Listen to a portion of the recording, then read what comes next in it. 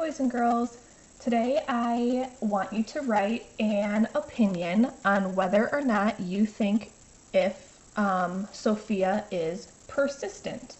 But what does persistent mean? Persistence means that it's hard to give up or move on, and you won't give up even if you fail 1, 2, or 3 times.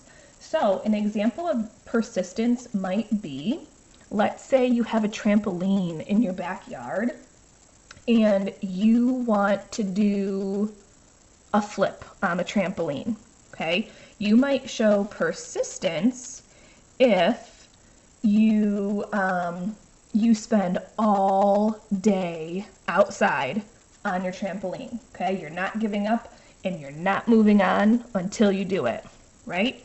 But I bet that you're not just gonna get on the trampoline and do a perfect flip on the trampoline just one time.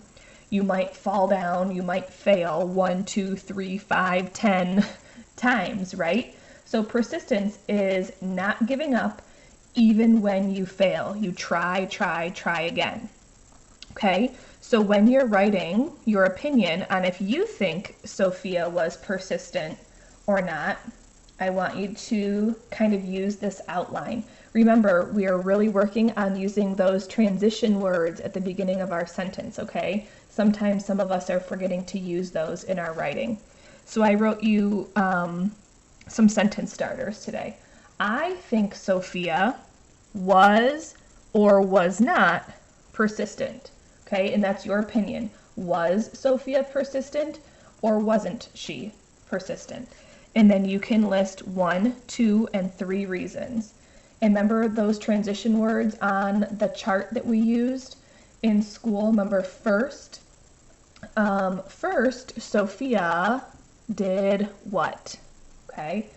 Secondly, she, and then lastly, she did, and then you can fill in your sentence.